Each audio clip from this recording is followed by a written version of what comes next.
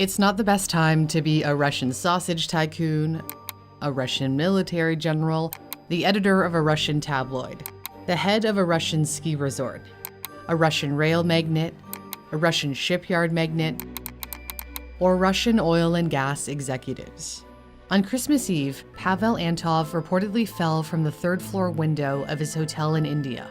He had just celebrated his 65th birthday. Besides his success in the meat processing industry, Antov was a member of a regional Russian parliament. He appeared to criticize a Russian missile attack in a residential district in Kyiv. A message from his WhatsApp account read, "It's extremely difficult to call all this anything but terror." He later claimed that the message was someone else's, not his, and reaffirmed his support of Putin. So many Russian business executives have mysteriously died that there's an entire Wikipedia page dedicated to them. The number of dead reached 25 by the end of 2022.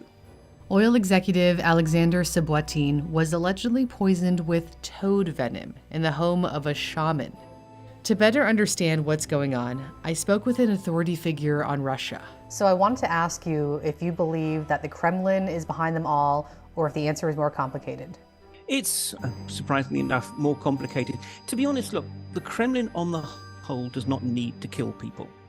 The Kremlin has so many other ways that it can threaten and intimidate, and if need be, imprison. Mark Galeotti is a professor at University College London who recently released his book, Putin's Wars. I think instead what we're seeing is, in part, genuine cases of accidents and suicides, particularly for people who have suddenly lost their lifestyles, their business empires and so forth, but also a resurgence of something that we saw in the 1990s, which is in some ways murder as a business tactic.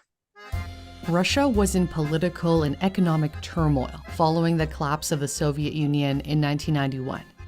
Violence as a way of doing business was the norm. What we did see is a lot of clashes, rivalries over suddenly available markets and so forth. And at that time, absolutely, we saw a whole spate of killings. Vladimir Putin was credited as a leader who restored stability in the 2000s and 2010s. However, following Russia's invasion of Ukraine and the crush of Western sanctions, Galeotti believes the cutthroat way of doing business is back. All of a sudden, shall we say, the cake is shrinking at quite a dramatic pace. And therefore, this is what's happening. We're seeing a resurgence of a lot of the bad old ways, in which actually all of a sudden people are competing that much more fiercely for control of companies, control of resources, controls of markets. I don't think this is a kind of sinister plot by the Kremlin. Another Russian expert I spoke with came to the same conclusion. Peter Rutland is a professor of government at Wesleyan University in Connecticut. The sanctions that the West imposed on Russia, the freezing of bank accounts, the seizure of some foreign assets, over 1,000 individuals have been put on sanctions lists by Western governments. So that's made the lives of Russian business people very difficult, very stressful. In a country with the third highest suicide mortality rate in the world, he says it's highly probable that some of the tycoons took their own lives. To be clear, the Kremlin does kill when it wants to. In 2006, Alexander Litvinenko, a former Russian intelligence agent who defected, was poisoned with a cup of tea containing the radioactive compound polonium at a hotel in London. Russia is the only country that produces polonium. The conclusion that the Russian state was probably involved in the murder of Mr. Litvinenko is deeply disturbing. Litvinenko's story has now been dramatized in a mini-series. The man who says I must die, I know this person. You have a name? His name is Vladimir Putin. There's been a long history of poisonings linked to the Kremlin. Jailed opposition leader Alexei Navalny was nearly killed by a nerve agent in 2020. Investigative journalist Anna Politkovskaya, a vocal Putin critic, was poisoned on a flight but survived. 2 years later, she was shot and killed in her apartment elevator on Putin's birthday. However, these political targets are unlike the recent deaths involving corporate executives. Business people, frankly, if they want to get rid of them, they can just arrest them. It's a lot easier. So, as easy as it may seem to point the finger at the Kremlin, the bigger picture is more complicated. Nonetheless, the deaths are very suspicious. Some even involve entire families. Sergei Protasenia, the former deputy head of Russia's second-largest gas company, was accused of killing his wife and daughter at their Spanish villa with an axe before hanging himself. However, his former employer, Novatech, said speculations about his death bear no relation to reality. This was backed up by Sergei's son, who was not in Spain at the time.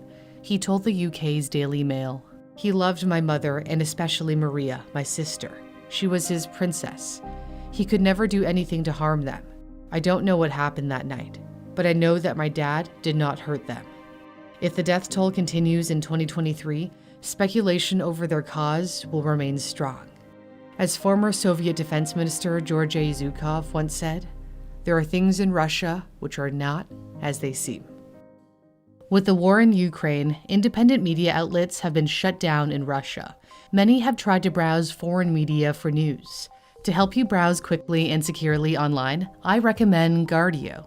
Guardio is an extension that protects your information while you're browsing. It's kind of like having an online bodyguard that sits in your browser. Guardio blocks 100 times more harmful websites and phishing attempts than its competitors.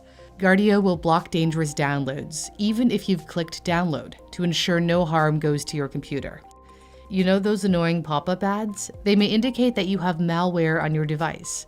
Guardio traces the sources and eliminates the invasive notifications all at once. You can install Guardio from the Chrome or Edge store, as I did. After installing, a free security scan will detect existing threats found on your computer.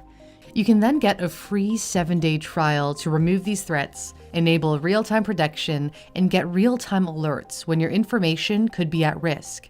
If you'd like to protect yourself and your family from these emerging online threats, you can start your free trial by clicking my custom link in the description, guard.io/newsthink.